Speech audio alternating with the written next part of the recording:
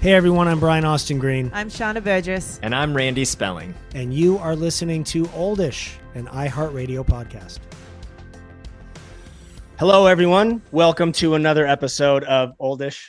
Yeah. Hi, you guys. Good to be here. I'm excited for today. Hi. I am super too. excited for today, right? This is a big one. We have an unbelievable guest. I'm super excited. I reached out to him a while ago. He's a busy guy, and luckily he's here today.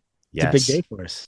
It is a big day. Who have we got, baby? So when I was younger, like early 90s, I ended up being a guest probably a dozen or so times on a radio show here in Los Angeles on K-Rock called Loveline. And there were two people that were a part of it. There was Poor Man, and then Adam Carolla switched over. So you had the two different DJs, but then this man was involved from the very beginning. And so we got to know each other really well. He's a huge inspiration for me for this podcast. It was kind of the idea when I first reached out to Randy on this. I told him, I said, I did this show Loveline when I was younger. I loved doing it. And I would love to figure out some way of using podcasting and this new media and this new thing and bringing the old into the new. And this guy was just a huge part of what has now become my love and my passion for helping people and connecting and sharing life. And he's done a lot of stuff. Oh yeah. He did a show, Celebrity Rehab. He used to host that, which was really, really an amazing show. He just recently, I ran into him because he's also been hosting these reunion specials, and he hosted the reunion for Special Forces season 2. He was on season 1 of it. He hosted the reunion special for Teen Mom 2, Teen Mom 3. He now has multiple podcasts, the Dr. Drew podcast, Dr. Drew After Dark, Ask Dr. Drew, and he's doing another show with Adam Carolla. It's the Adam Carolla and Dr. Drew show. Is that 4 podcasts? Wow, he is a busy man. 1, 2, 3, 4. Yeah, 4 podcasts, and we're lucky enough to have him here. So I say we get him in here because I know he has a hard out. He has to get out of here soon, and we're super happy and grateful to have him. So please welcome Dr. Drew Pinsky. Hey, all the oldies. Oh, there he is. What an entrance. Thank you for being here. The three of us are super excited to have you. It is my privilege. And Brian, one of the joys of the many different kinds of feelings I have about that Special Forces project, reconnecting with you was a major piece of good feeling about it. Absolutely. Yeah, absolutely. Because we hadn't seen each other in years. I was just telling people that one of the inspirations for Oldish, for this podcast that we're doing, was Loveline. I literally, in the middle of the night, had this idea pop into my head, and I was like, I want to do a new version, but within podcasting, and so, somehow be able to incorporate audience and listeners and all of that. I've known Randy forever. Sharna is my fiance. And so reaching out to you was kind of like the Hail Mary sort of full circle. Hail Mary. Give me a break. I'm all in. Give me a break. It was a big deal for me. I'm super excited to have. I can confirm, Dr. Drew, that he has been very, very excited. How long did it take me to respond? It was like 1 minute. Of course. Tell me where to go. Let's get it done. And then lucky enough, you got to do it from your house. You got to do it from the studio that your wife set up. So yeah, you're doing well. You're living well. Can we first, before we kind of get into a little bit more of you, just talk about the origin of Loveline itself, which is where we met. You started doing the show in 1984, but it started in 83. Oh my God. Were you first there in 84? Is that right? No, I was there early 90s. Oh, so that's you guys had been doing the show for a while before I got there. Yeah. So as best I can, and again, there's a lot of craziness around the show. There were lawsuits and things, and so I can only be sort of, I think, vague in terms of describing how the thing evolved. But my understanding is, it was they needed a community service show. For your FCC license, you're required to create a community service show. Okay. And Eagle and the Poor Man were sort of ruminating about that, and they said, "Oh, we could do it. We could be the community service and answer questions. Be two friends that happen to be available to our listeners." And the program director was like, okay, We need quite somebody real. it's not community with you service guys. yet, but you will give you midnight on Sunday night to 3 a.m. Monday morning. Figure it out. So this is a long story, guys. It's a very long story. I'm gonna make it as short as possible. Okay. But in any event, they were trying to figure out how to make a community service show. And so I was starting to listen to the station. I lived 300 yards away from the station. And so did a lot of my friends. And so people started meeting people at the station and getting interested in it because it was right there, Right. Pasadena. And I got a call from a friend of mine. He said, hey, you know the radio station? Are you listening? Yeah, we're all listening now. Yeah. Well, they got this show and they're taking calls and they need it to be community service. And they want you to do a segment called Ask a Surgeon. It'll be really funny. It'll be great. I'm like, why the fuck are you calling me? Excuse me. I don't know if we can see those words in the podcast. Yeah. Why are you calling me? What do you mean? And I eventually met and was convinced to go up. And the first night I went up there with my gynecology text and my infectious disease text, I was so scared, and I was being presented as a doctor, and I was still a fourth year medical student and all this stuff. It was just very uncomfortable for me. Yeah. And but here we were in the middle of the night, and the most important healthcare questions of young adults and adolescents were being laid out to FM disc jockeys in the middle of the night. I'm like, oh my God, I have to come back and answer these questions. This is amazing. And I immediately understood what was going on. I was 24 years old, and I thought, well, of course, in this, we've just been through, quote, the sexual revolution, unquote. And as far as the adults in America were concerned, adolescents are not having sex. Why would adolescents have sex? Adults do that. Adolescents don't do that. And I thought, oh my God, they don't, there's nowhere for them to go. They have all these questions, and it's so simple. It's so easy to understand. How to get a condom, what a condom does, how to use birth control, what STDs are and how they are. It was all shrouded behind secrecy. To get a condom, you had to ask the pharmacist to bring it forward from behind the counter. Literally, you have to line up with people with blue hair getting their hypertensive meds. Yeah, and I thought, wow, this is so ridiculous. And what really went home for me and got driven home over the next few weeks when I kept coming back, because I said, can I come back? I just want to come back and answer these questions. What really stood out for me was no one was discussing HIV. Well, what we had just started calling AIDS. We were calling it GRIDS, gay-related intestinal disease syndrome. We started calling it AIDS about a year before, maybe 2 years before. We now had a causative agent, which we called at that time HTLV3. The term safe sex hadn't been coined yet. And my hero at the time, Anthony Fauci, was pushing us younger physicians to go out, to name you've heard lately, Anthony Fauci, to go out there and educate about this thing. And no one was talking to young people, and it was considered bizarre to do so. Think about how much history people don't. You got to appreciate that historical context. And I was dealing with AIDS patients hand over fist, and it only became more so as time went on. That was primarily what I was doing as a resident, and later in medical school, you just saw lots of AIDS patients. And so I just thought it was so important. I did it. It was one night a week. I would sort of sit there from midnight to 1, or eventually the time frame switched to like 11 to 2, but at 1 o'clock or 2 in the morning, I'd go home. If I was on call, I wouldn't come in. I thought I was doing community service. I did it for 10 years for free. And then it sort of caught on, and I was, I had to kind of, I had to stop at one point because my residency director told me that there was something wrong with me. How dare I? Who did I think I was? And I stopped for about 6 months. And in that 6-month window, it's really interesting. Again, the history was evolving. We went from, that's a bizarre thing to do for a young doctor to get up there, and I was a doctor at that point, and talk about these things. It went from that to all doctors have a mandate to go out and talk about this in 6 months. Yeah. And literally by my 3rd year residency, the same guy that had tried to nearly kick me out of my program for daring to talk about this in public, ran into me in the hall. He made me his chief resident a year later, ran into me in the hall and goes, are you still doing that radio show? I was like, yeah. I thought, here it comes. He's going to try and get me again. He goes, I'll tell you what, how about I take over now? I'll do it for you. It's no problem. I'll take over. I was like, oh my God, you are such an asshole. I can't believe you destroyed me as a young resident intern. And now you're trying to take my job. There's nothing of just taking over this thing that I very carefully. I learned. Well, here's what I learned from that was, don't ever doubt the instincts of a young person. Young people Yeah. see things very, very clearly that you don't see when you're older, and just Yeah. listen to them. Just don't crush them for their points of view. Just listen. They're onto something usually.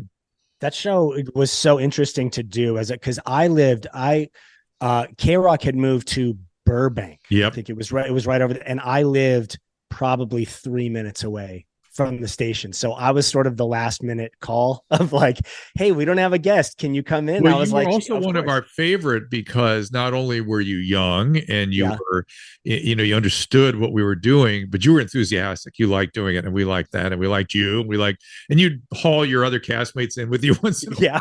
Yeah. Yeah. I would drag everybody up there. Oh my God, cute. that's amazing. So now how have you noticed obviously a huge difference in the trends from the 80s and the 90s and the 2000s to now? Yeah. What noticeably has changed from what you've seen the most? As far as which topic? As far as people's struggles in general, I think. I mean, AIDS was huge, obviously back then and new, but I feel like as time has gone on, we have new things that come in, new awarenesses of something. Sure. We have a huge mental health Social struggle, media and mental how it's health. affected everyone. Yeah, No, you guys so many zeroed new right things. in. That's the zone. And it in the 90s and 2000s, what I was seeing was the consequence of childhood trauma. We children were more mistreated than we're really coming to terms with. We finally, in my profession, developed what's called the Adverse Childhood Experience Scale. It took us like 10 years to acknowledge that, adverse childhood experiences affect mental and physical health in adulthood. Shocking. Like, Wow. yeah, no shit. I was screaming about it for years and years and years. Yeah.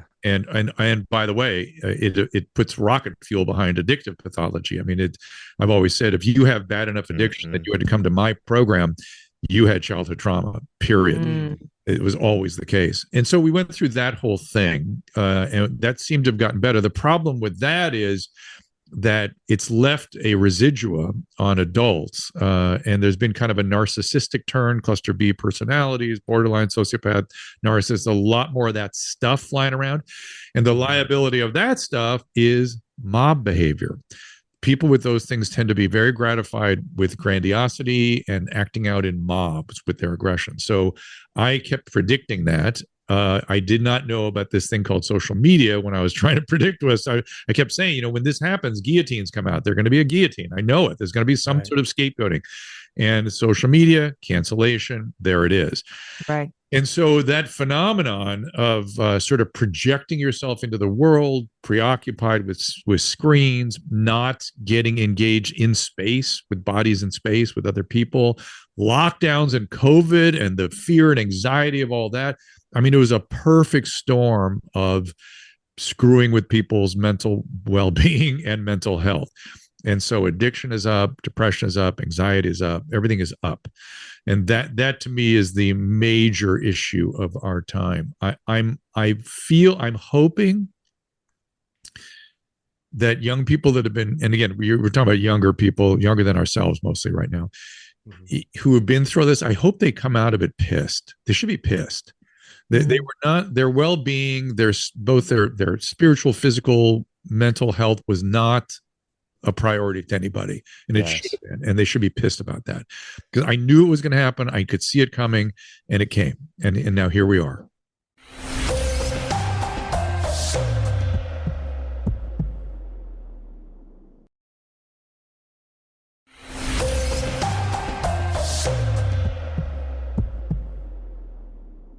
So, Dr. Drew, I have a question for you, because I know before you were saying coming out of medical school and dealing with the AIDS crisis, Anthony Fauci was so involved in that. Yeah. And then when COVID happened and the lockdowns happened, he was also seemingly at the forefront suggesting these things. I just have to ask this. Did your viewpoint of him change through the years, or do you still feel the same way that you don't did? Have to pull your punches. I know where we're going. Okay. So, we're just meeting for the first time. I mean, I grew up listening to your show, so I want to be respectful. Don't worry. I've been Brian's friend for a long time. Doesn't that tell you something? Okay. Fair enough. So I started the pandemic. You will not find videos of me anywhere saying this because the people that were trying to cancel me cut this out of every video they saw. They put out. What I said was, hey guys, I thought the press was trying to create the panic. I thought they were trying to capitalize on the moment by capturing eyes, by inducing panic in the public. And I knew that panic could not make things better, could only make things worse. I didn't know the government was involved with it. I didn't know that at the time. But so I felt like I was fighting the press. And I kept saying, don't listen to them. Just don't listen to the press. Listen to the CDC. Listen to Fauci. They will get us through this, because they always had throughout my career. These were my rocks. These were, I mean, I looked to the CDC and to Dr. Fauci for guidance. I mean, it just, they were exceptional. Something happened during COVID. They got adulterated in some way. I was wrong. The CDC started saying things that were just not accurate, and were confusing, and continue to say things that are confusing. Dr. Fauci used the AIDS playbook, and it was antiquated and not appropriate to I think that's how he got into trouble here, which is he was using a playbook when we had only radio and television. And then you had to create very specific, narrow messages that everybody had to repeat. And this was actually wrong, but we congratulated ourselves for doing it. Back then, we used fear. We used fear to push the position that AIDS is, everybody can get AIDS, not just risk populations. And we scared a whole generation of people. And then we congratulated ourselves that we didn't have more deaths. Like, look, we did it. We kept it in the risk groups. It never broke out really in a big way. And we thought, now in the course of it, we actually learned that fear wasn't a great way to change health behavior, particularly for young people. What changes health behavior is cases, things like Loveline, things like you're doing here, talking to people who are relatable, who are experiencing these things that may have made bad choices and what their consequences were as a result of that. Some music, some humor on top of that, and you got it. That's how young people change their behavior. They're smart. They can learn the information from somebody like me, but they won't change their behavior unless they've got sort of something from their peers, essentially, that they can relate to. And that was not used at all during COVID. It was just odd to me that we that was a discipline that developed over 10 years, just tossed that away and went back to fear, and fear on a scale that was just unconscionable, frankly, and inappropriate and destructive. And that's what I was talking about with the mental health consequence. It was very predictable, particularly 8 to 15-year-olds. Take them away from their peers and tell them that in this state, in this city in particular, told to shelter in place, like there's a nuclear incoming weapon, to a 12-year-old or a 9-year-old. And if they don't shelter in place, they're going to kill their parents and grandparents. Oh my God. How a great way to destroy the well-being of an entire generation. So I have notes. Let's say I have notes. You have notes. Yeah. Oh, I'd love to hear those notes. So what do you see as the correlation now with the symptoms that are coming even from that in younger people, in adults? What has been on the rise? Has there been anything that has lowered because of this, or is it just everything's on the rise? Some people, everything's on the rise, bottom line. Some people were able to spend more time with family and felt more connected, even though their education was aborted for a while. And there are people that made it through without trouble. But the majority was given screens, exposed to pornography and sexting all day, and then told to shelter in place and that everybody's going to die. Just, of course, that's going to create anxiety, depression, of course, and particularly restricting them from their peers. I mean, that age group needs their peers to develop, and I think we will come out of it, but it's going to take a lot, and we are not doing a great job at mental health care delivery. We have a shortage of psychiatrists. We have lack of resources. Generally, it's very daunting to talk about. I get upset when I think about it, frankly. Can you talk to us about this? I'm just curious about the mental health, because this is such a topic, right? There's shootings almost every day, and it's sort of like it's either guns or it's mental health, or both. what just happened in Maine? That was the most recent. Right. Like what solutions? Because I know you were over there thinking of solutions. What are some solutions that we have to some of the mental health crisis that's going on? Right. So the big outlying real brain disorders, the people on the streets, the people shooting people up and then shooting themselves, these are major mental illness. These are serious mental illness. And the laws in this country prevent us from treating them, prevent us.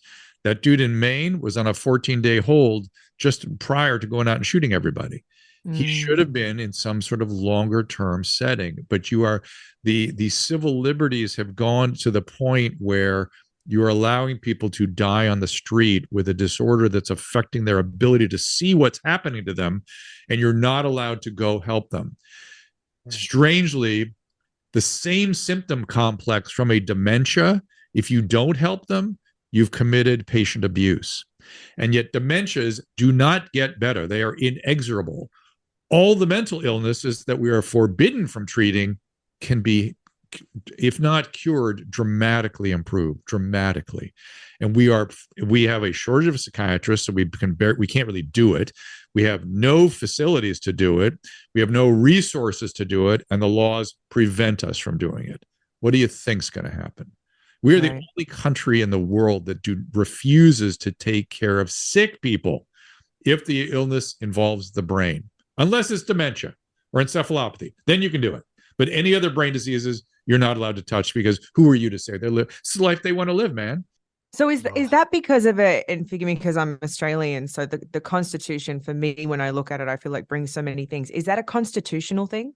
Is that why they say we can't treat them? It's their freedom or their right to choose not to? Correct, but it's an interpretation and multiple laws put in place. It all came from the 1960s, right? In the 1960s, we had a director of the National Institute of Mental Health who had never been in a psychiatric hospital and who believed that institutions caused mental illness.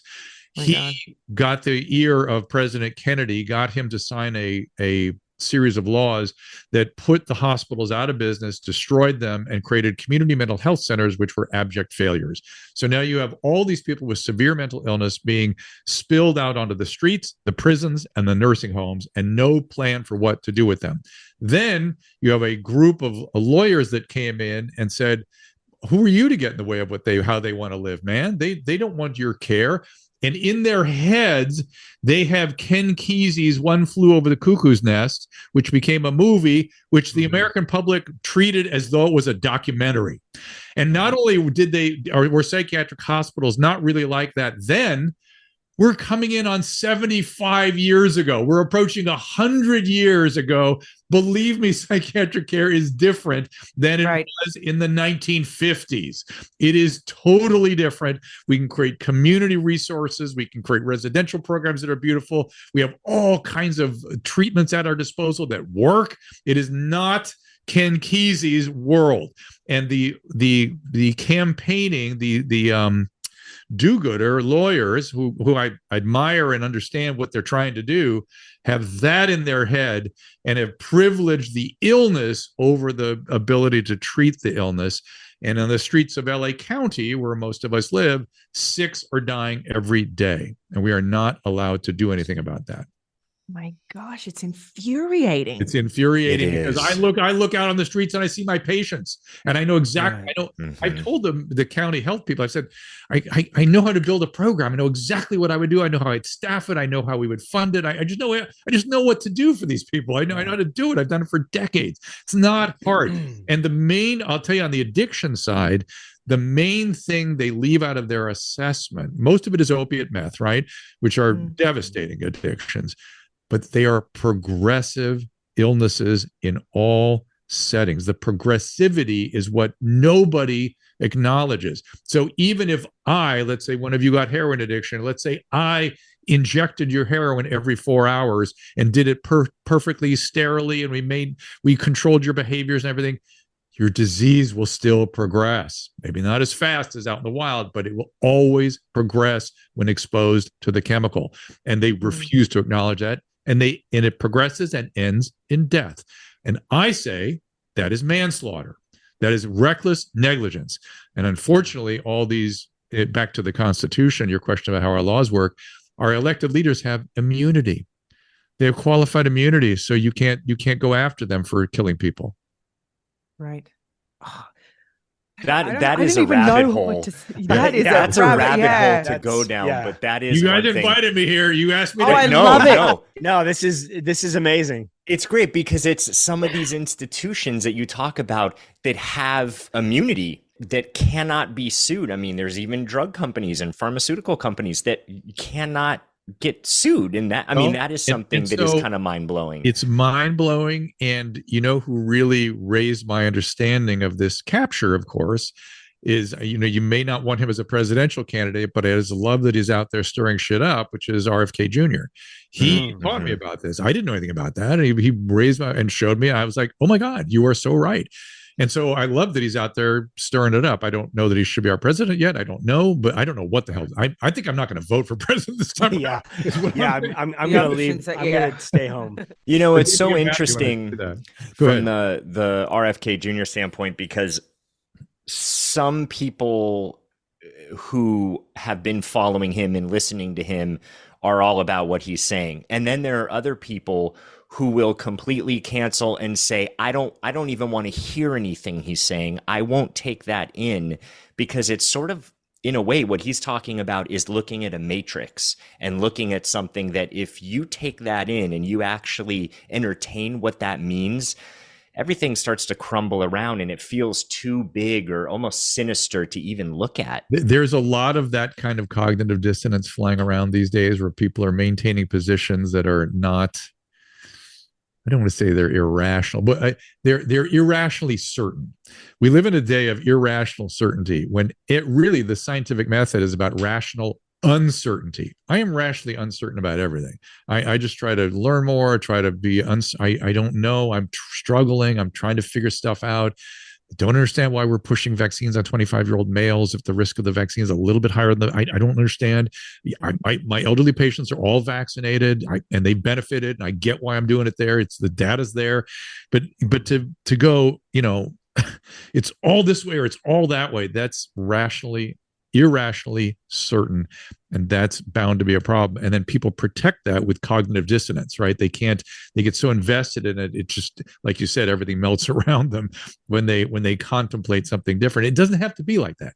You can contemplate something different and go, all right, maybe that's not all there is. This is another way of looking at things, and we just got to get all the information we can, and that helps us approximate reality, approximate the truth. It's not about being right. Yeah, some of the critical thinking. I'm giving Brian a headache. No, this is the best. So it's honestly just maddening. Sharna and I have these conversations all the time. We have them as far as gun control, but then pro-life. I mean, we have just all of these things, right? It's super. It just doesn't make any sense, because it's like you can have these two views that, honestly, it's amazing that one party or the other can have those views, but they don't work together. It doesn't make any sense to me. Like, okay, things seem contradictory. Pro-life. Okay, are we pro-life? Are we pro-actual life, or are we pro-fetus life? Like, what is the determination there? Then, if we're talking about gun control, how far are we going to take it to make sure that life is protected? If that is honestly your concern. Yeah. But it's maddening, because those things are just constantly coming up, and it's like, how do you fix this system? Well, okay, you guys you keep asking me to fix it, and it is tough. Yeah, you just seem like the man to do it, Dr. Drew. Seriously. Yeah. Let me give you a simple fix, because I think you got to start with the basics. And I just finished a long conversation with a very fine psychiatrist, and I brought this up to him, and he agreed. The golden rule.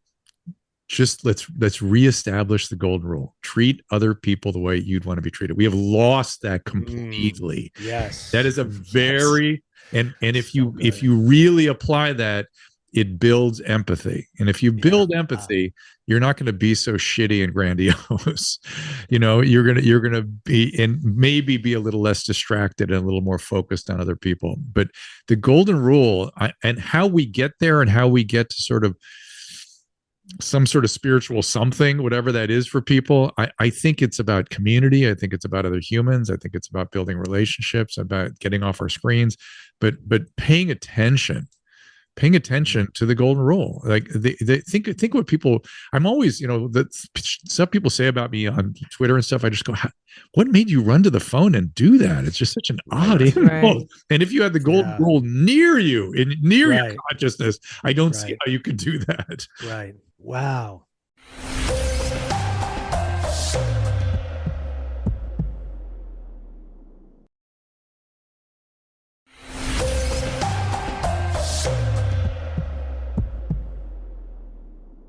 To continue on solutions and the things we can control, because my brain likes this. When we go into rabbit holes of like, holy shit, I don't know how to handle it. I need to like come back into the things I can control.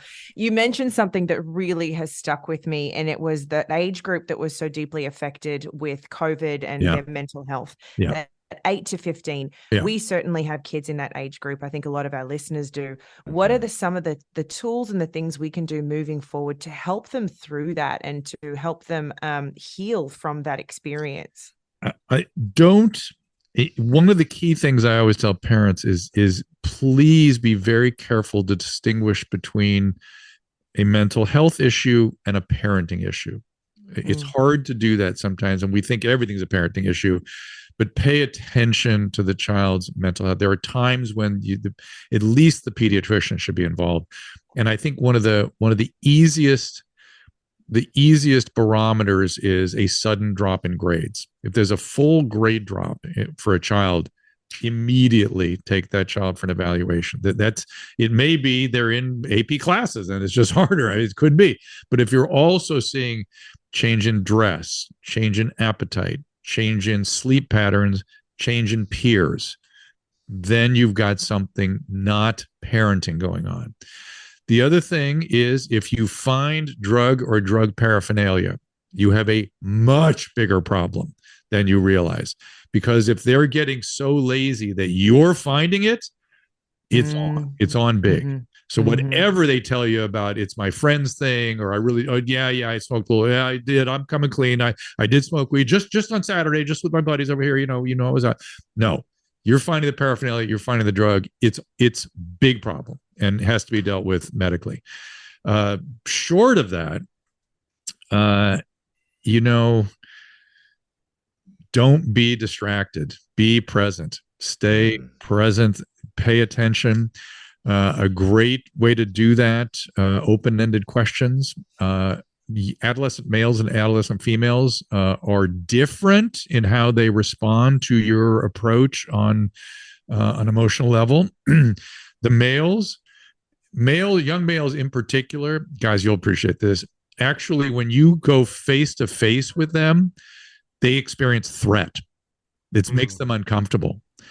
Which is what they like to do is do something alongside of you. So shoot some hoops, driving in the car. That's where males are open to open-ended questions and dialogue. But if you come at them directly, they will shut down. It's a natural phenomenon. And you were young men, right? Threat. Yeah. Well, how do you threaten a male? You go right in their face. That's it's true. What's going on here? You push back immediately. What's amazing is you just saying that I automatically can think like, oh, with Bodhi and Journey, like I know as soon as I confront them that way, I can feel them shrivel down. Yeah, and just go out and grab a basketball or a baseball or a football or something, and do something alongside of them. Do something with them, and then they'll open up.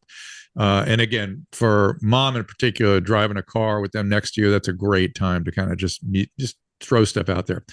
So the same thing is the car is good for young girls, young women as well. But women have a certain diurnal variation in their cortisol and hormone levels that around 9-10 o'clock at night, they tend to be more open.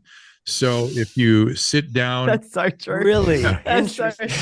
Laying in bed, hey baby, can we talk about something? Oh yeah, As I'm like snoring, she's like, let's talk about the day.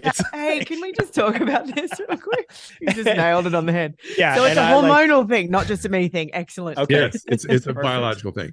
And biological go in your young daughter's room and ask open-ended questions. That's a good time to do that, or sit on the side of the bed, or whatever it might be. And females females like face-to-face. They're very, very engaged with face-to-face. They love it. But we as men have to really like pay attention when we're engaged in face-to-face contact, because we don't, it's not a natural or comfortable thing for us. But young females do get a lot from that and appreciate it actually too. So don't avoid it, because they're nourished by it. Have you noticed that with your girls, Randy, when you sit with them? Yes. I mean, I only have girls, but sitting, I mean, the process and the hormones, and I'm in a house full of girls. I even have a girl dog, a female dog. And I mean, it's just a lot of, bless you. Yeah.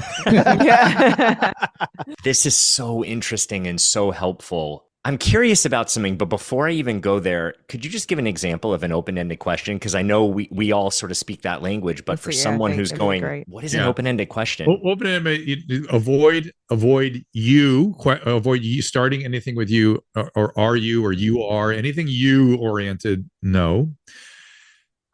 Wonderment is a great instrument. I'm wondering how school, I'm wondering if you're feeling good, if there's anything that you've noticed that you want to sort of dig into a little bit, like, I'm wondering why you're wearing black fingernail polish all of a sudden. I'm wondering, or I'm wondering if, I noticed that, you're not talking to Sally so much anymore. I'm wondering if everything's okay. Just wonderment. And how you doing is a perfectly satisfying, reasonable thing. Everything cool? It's anything? I hope you'll come to me if you have any questions or concerns or anything's up. But I've noticed, and I'm wondering, are very powerful ways in, and that's not just for adolescents. That's for all of us.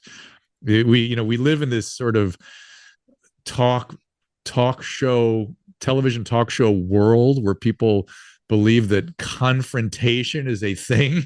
It is not a thing. It is a horrible idea, and it only throws everyone's force shields up, so you can't get anywhere. Why don't you confront them? No. So it's really focusing on having conversations. Then I'm wondering. Yes, I noticed curiosity. Openness, not I mean, there's things you may have to confront, for sure. Being in a conversation with them though, like that, so it's not a hey, let's sit down so you can talk to me about, because then this is Brian, you brought up another really important thing that I always say to parent, which is it's not about you. Right. You are out of the equation. Now, I don't mean you're not important. I'm meaning your feelings about the circumstance and what you need or want that kid to do can't be involved. Same thing is true when you have to bring consequences, right? When I mean keep yourself out of it. For instance, if you say to them, your child, if you come home after 11 o'clock, you're going to lose X privilege. Okay. And if they say come home after 11 night, you can't get angry or you can't let it affect you, because your job is to be the executioner. You just drop the axe. It's like, hey man, I told you what would happen, and now it's going to happen. It's on you. It's not about me. Am I angry, pissed, disappointed? Doesn't matter. It's going to happen. And that's that. You got to be a dispassionate executioner. It's hard. Such an important point. An important point. Dr. Drew, I feel like I should be taking notes, man. You should be. We'll be listening back. You could just listen to the recording over and over. Right? Yeah, this will be what I'm listening to for days.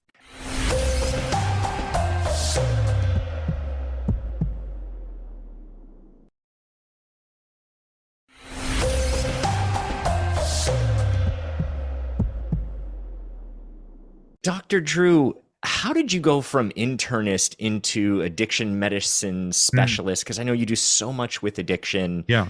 How did you make that turn? So thank you for asking. I have been and have practiced internal medicine my entire career. I was very engaged with it, loved it, taught it, became an assistant clinical professor. But my second year of residency, I started moonlighting in a psychiatric hospital. And one of the reasons I jumped at that job is one of my big passions in undergraduate was neuroscience. And I always read a lot of psychology, and I was always kind of interested in it. And I had a major depressive episode when I was 19, and I was completely mistreated in terms of the treatment I got. And I thought, God, I don't want that to happen to anybody else. So I just had a passion for it. And I went to the psychiatric hospital. I started moonlighting there like once a week, and got more and more and more involved with them, to the point that when I was going out and starting practice in internal medicine, I became the director of their medical services. So I became sort of an expert in the medical care of psychiatric patients, which was a really important and interesting thing. I would say 20% of the time, a medical illness was actually causing the psychiatric syndrome, or at least contributing to it. And psychiatric meds and all the medical complications, I became quite good at that. And I was interested in all of it and loved getting exposed to it. But all the medical problems, really not all, but a lot of the medical problems were down on the drug unit. That's where all the really significant illnesses were and things. Mm-hmm. And I was down there, and there, lo and behold, there was a guy at that time who was the director of the program at the time. It is the early 80s, who had made a clinical discipline out of drug withdrawal. And I was treating heroin addicts and alcoholics all the time at the county hospital where I worked. No one had ever taught me a discipline of drug withdrawal. So I thought, wow, I've got to really learn this. It's something I could become a good at and would really help people. And so I got very good at that. Then people started asking me to see more addicts, more people with these conditions, so I could help with the withdrawal. And along the way, I liked the culture of the drug unit. It was very different than the rest of the psychiatric hospital. It was much more upbeat, and recovery programs are like. It's very colorful, a lot of interesting people, and I watched a couple people, young people, go from really dying of their addiction to recovering and being amazing. And I thought, oh my God, what was that? I want to understand what that was. And so I got much more involved in the treatment process of addiction, got some expertise in that, spending a lot of time around the unit. The director of the program, this is now 1990, asked me to be the assistant director. And the way he got me to agree to it, he was like, oh, don't worry about it. You're down there a lot anyway. It's just, just around the holidays I leave, and you'll cover the medical problems. We'll get a psychiatrist to cover the psychiatric parts. No big deal. Not a lot to this. Please do so. And 6 months later, he quit. And that moved me into the position of director of the unit. And I was like, oh man, I've really got to get my expertise up, which I did. Took me a while, but it was a wonderful experience, because you really get a window into the human experience and the human brain, and how all the wonderful systems work when they're under the influence of one distorted priority, which is do drugs above all else. That the survival system gets taken over, and all priorities diminish. One priority emerges. And all the other wonderful systems of our brain, our interpersonal conduct, our intellect, our executive function, serve this distorted motivation. And it's extraordinary to watch and to work with. So speaking of addiction, I know you've worked with a lot of celebrities. You did celebrity rehab a while back. What do you see in terms of celebrities and addiction, or just treating celebrities in general, that people would be most surprised by? Because I think we all tend to put celebrities up on a pedestal. So Brian, we've all come here today. We have a script. Yeah. We have to tell you something. Baby. Right. Let me put my glasses back on. Hold on a second. So a couple things. One is no different than anybody else. There's not like there's a treatment book for celebrities. It's just that, to me, I find is bizarre. And if you treat a celebrity different than anybody else, you are ill-serving the patient. Look, they need to recover like everybody else. Humility is a part of recovery. They need to do the program, shut up, get with the program, be a human with a condition. And that seems like one of the tough things, though, with celebrities is that because of the financial gain in what it is they do, they have access to much more. So correct. And it's interesting you go right there, because that's the liability. And there's two aspects of that, but I'll tell you in a second. And there's a real component too. Some people have such high public profiles. It's unpleasant to go out to a public meeting, but there are private meetings. There are ways to do it. There's lots of people. There's ways to do it, but you just got to do the basics and just be another person with this condition. The money part has many different layers to it, right? The first part is, this is what people don't know. You asked me to ask what people don't know. The biggest liability to celebrities in treatment is they go back to work too fast. And it's because everyone around them makes money, they make money, they love what they're doing, and they always go back too fast. Robert Downey is the poster child for this, right? Robert Downey tried to go back a couple of times, every time catastrophe, and then he went out to treatment and did not contemplate when he would come back. Whatever it took to get well was what he was going to do, including never working again. If that was what it was going to take, he was going to do it.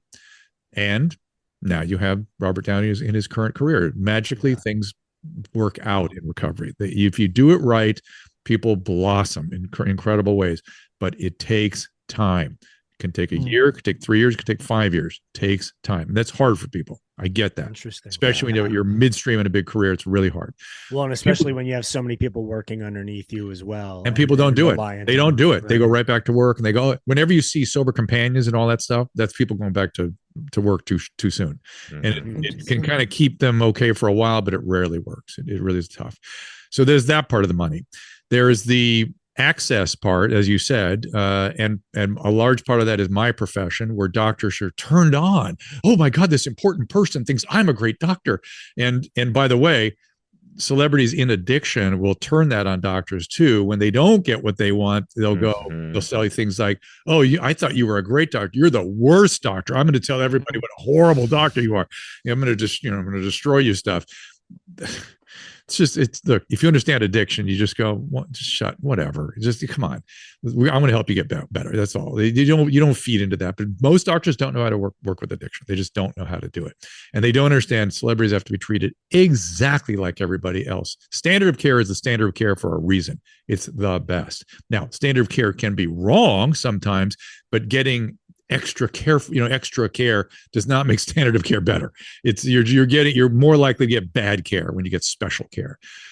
And then there's this sort of goes under the money category. There's they're insulated, some celebrities, by a group of sycophants, frankly. And the sycophants won't risk losing their access to the individual to protect the human being. In other words, Prince was a good example of that, right? The guy was really in bad shape. And Michael Jackson was an example of that. Yeah. And Deepak Chopra tried to confront him and was dismissed from the inner circle and never spoken to again. And that's the power. That's what they can do. And that's how they die. That's how they get in trouble. Wow. Do you have any insight on Matthew Perry? I know people really have been taking that hard. Yeah, obviously, we don't know what happened. Obviously, he has a long history of addiction. My understanding is he'd put together 2 years of sobriety. That means he's been struggling a lot. And if somebody's still struggling in their 50s, people tend not to get to see 60 if they have bad addictive disease. That's just a general observation. It's hard to live to 60 with this disease. He had many, many consequences from it. I also hear, I don't know if this is true, that he had emphysema from cigarettes. Was he a big cigarette smoker? And if that's true, then this could have been coronary disease. I mean, there's lots of possibilities. It could be all the above. I'm hearing that there was medication in the room. And if those medications were benzodiazepines, the Valium-like medicines, that's how you kill an opiate addict. That's how Prince died. He wasn't going to die of the Oxycontin. When they added the Xanax, that's when he stopped breathing. So another thing people need to know, if you're an oral opiate user, it's really hard to die of taking oral opiates other than fentanyl. But other ones, it's hard. Unless you add the benzodiazepine, then it's really easy. Wow. I would not have known that, obviously. We were just talking about Matthew Perry yesterday. We were doing an episode of the show, and we were talking about the long-term effects of his drug use. And listen to this. One of the things people have to know is people go, "Oh my God, we was using Vicodin for so long." One of the great breakthroughs with opiates and opioids is they're harmless. They're totally harmless to the human body. They just cause the most severe form of addiction with the highest recidivism. Really? And the way people take them is how they get into trouble. So shooting the drug is what ends up being the problem. with Matthew Perry, taking so many of the oral opiates that your bowels stop moving, you can rupture your colon. I believe he had that problem. Tom Arnold. Yeah, I mean, he spoke about taking at one point 40 a day, right? 50 a day was the average for my patient with oral opiate addiction. Yeah. I had some oral opiate addicts would take up to 100 Vicodin in a day. And those patients, the ones at 100, got nerve deafness too. For some reason, a very, very high dose of Vicodin causes deafness. And if you remember, Rush Limbaugh had that. He had deafness from oral opiate use. So, I mean, it's not completely harmless, but they're mostly don't. I mean, meth destroys your brain, right? It just destroys multiple systems in the brain. Cocaine has lots of medical problems associated with it in terms of strokes and heart attacks and all kinds of things. Opioids are not really like that. They are relatively, in and of themselves, relatively harmless. And the irony is, cause the worst addiction with the highest recidivism. So that's how people die. What an insight. And I think for everyone listening, that's an incredible insight. Dr. Drew, I know we only have you for a few minutes left, and we have 3 questions, these oldish pod questions that we'd love to hit you with, a little rapid fire, and then you got to run on it. All right, let's do it. So the first one is, if you could have one do-over in life, what would it be? Oh my God. Right. Maybe not so rapid these fire, are the easy ones. Yeah, we're just pitching these at you. I am very lucky that, I try to live my life now in such a way that would never be the case, that there's nothing, but okay, I'm going to divulge something here that I ran into a friend of mine's car, and I got out of the car and I convinced myself it was nothing. And he saw it. He actually watched it happen, and he confronted me afterwards. And I was like, I will fix whatever that is. I don't know what's wrong with me. I will never do anything like that again. I will always live my life as though there's a camera going every second of my life. And that's how I conduct myself. And that was 35 years ago. So that I would do over, although I learned a great lesson from it. We talk about that. There was purpose in the it. Lessons. Yeah. The lessons that you gain sometimes from your stumbles and your falls. What's something that you struggled with or gave yourself a hard time for? Oh, I have lots of stuff. I mean, I was, oh my God, when I was younger, body image, depression, anxiety, social phobia. I had diagnosable conditions.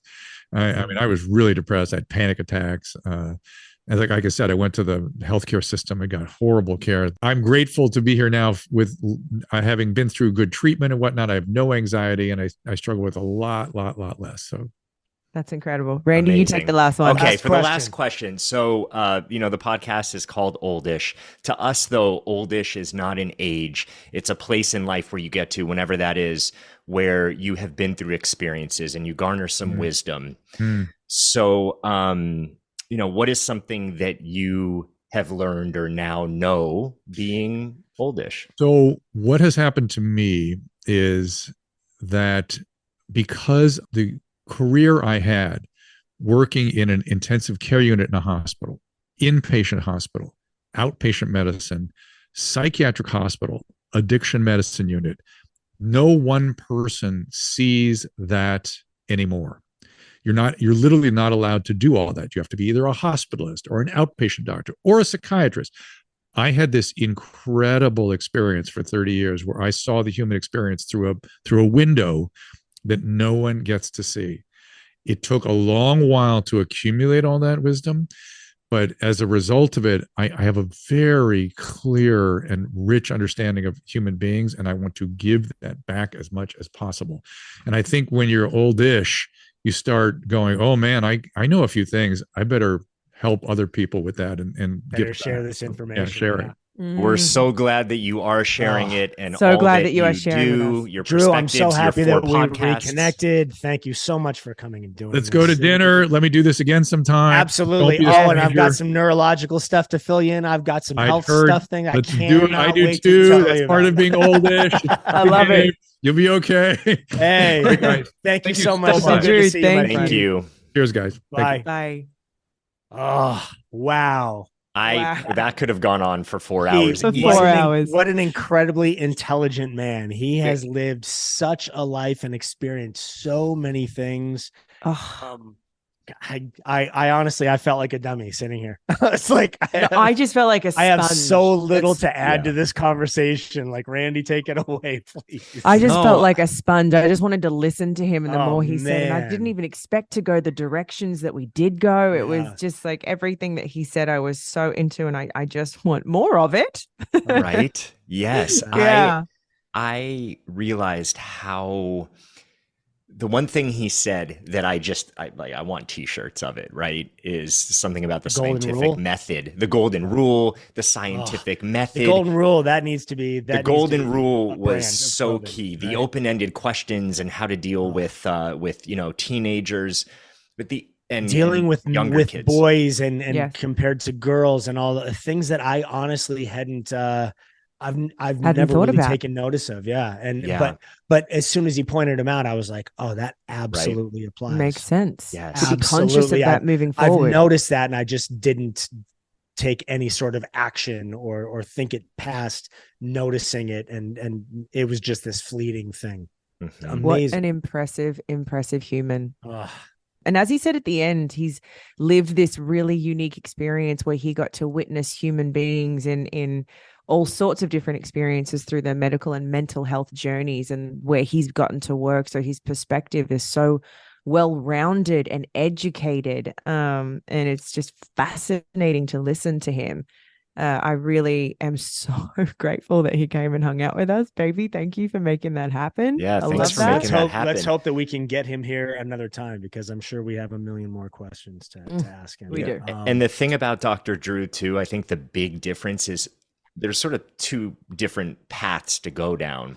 There's one path where you get that much experience, get that much wisdom by going in different routes and medically seeing so many things, coming up with conclusions and being very egotistical, or garnering all that wisdom and then going, and there's still so many things I don't know. And still, like he said at the end, having wonderment and staying curious. And he was saying at the end too, when we were asking him the three questions, and he was talking about in being oldish, that you get to this point in life after experiencing all of these things where you just want to share them. You want to help people as much as possible with them. Yeah. It's honestly what we love about doing this. But meeting and spending a little time with someone like Drew, God, what an incredible human being. I mean, what an amazing life he has dedicated to serving other people. And he just could not be less selfish. He really could. Yes. Well, look, everyone, stay tuned for the Q&A episode following this in a couple days. This one is going to be talking really about interesting. This one for a while. Yeah. And forgive us if we don't have all the answers like Dr. Drew, but we're going to do our best here. We will be here for you in our greatest capacity, and cannot wait to have your questions. Let us know what you thought of this episode, because I'm already it's my favorite. This is my favorite. Thank you for listening, everyone. Thank you, everybody. See you next time. Thank you, everyone, for listening. Yes, you guys are amazing. Make sure you guys go and follow us on Instagram at oldishpod. And you can also go and leave us a message at our own hotline, which is 855-OLDISH-3. Make sure and write us a review. Leave us 5 stars if you loved it. Leave us 5 stars if you didn't. We love 5 stars. We love 5 stars. Yeah. We like 5 stars. Yeah. See you next week. Bye, everybody. Bye. See you next week, everyone.